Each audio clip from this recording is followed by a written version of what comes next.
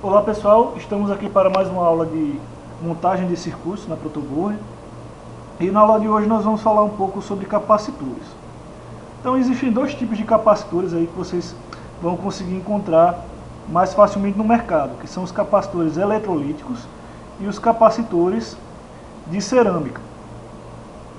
Então esse primeiro capacitor, o capacitor eletrolítico, ele normalmente vem com uma perna maior que a outra.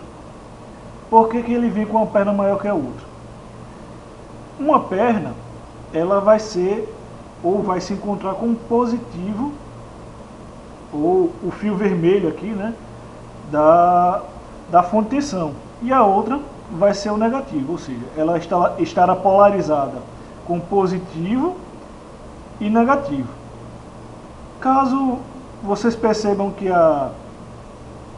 as pernas foram cortadas, né, então estão de tamanhos iguais, vocês podem observar que aqui no próprio capacitor tem uma marquinha branca, e essa marquinha branca indica o negativo do capacitor, certo? Então a maneira correta de polarizar esse capacitor é colocando aqui entre os fios positivo e negativo. Então aqui é uma maneira da gente polarizar o capacitor. A gente vai perceber que, independente do capacitor ser eletrolítico ou de cerâmica, né, em corrente contínua nós não vamos ter muita informação sendo adquirida utilizando um multímetro. Aí o ideal seria utilizar um osciloscópio. Mas aqui a gente vai utilizar o capacitor apenas para uma única funcionalidade, pelo menos por enquanto, que é impedir a variação de tensão, certo? Tanto o capacitor eletrolítico quanto o capacitor de cerâmica, a funcionalidade dele aqui vai ser impedir a variação de tensão, certo? Então a gente vai polarizar aqui em paralelo com os resistores. A gente já trabalhou com resistores, fez uma montagem aqui de um circuito em série, e vamos colocar o capacitor aqui em paralelo com o nosso resistor. Então o que a gente vai perceber quando a gente fizer a medição de tensão utilizando o multímetro? Que independente do capacitor estar ou não aqui, a queda de tensão em cima do resistor será a mesma. A diferença é que quando utilizamos o capacitor aqui em paralelo, estamos impedindo a variação de tensão nos terminais desse resistor.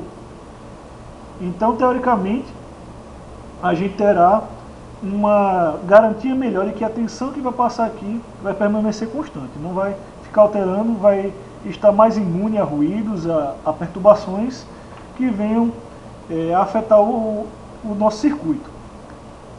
O capacitor eletrolítico também pode ser colocado em paralelo e tem o mesmo efeito, ou seja, ele não vai alterar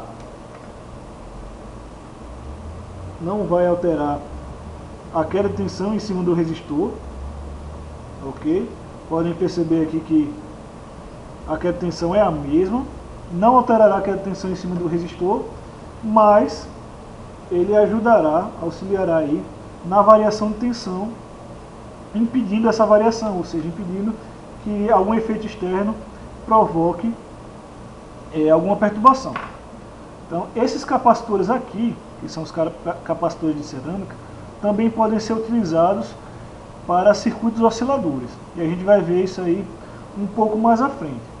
Mas a ideia sobre capacitores é isso. O capacitor ele vai ser principalmente utilizado para impedir a variação de tensão num circuito onde não necessariamente somente um circuito resistivo, mas ele vai auxiliar aí quando a gente tiver uma carga a impedir que a tensão nos terminais dessa carga varie muito bruscamente. Então é isso para a aula de hoje. Nas próximas aulas aí nós vamos começar a falar sobre transformadores e falar sobre circuitos retificadores. Então até lá!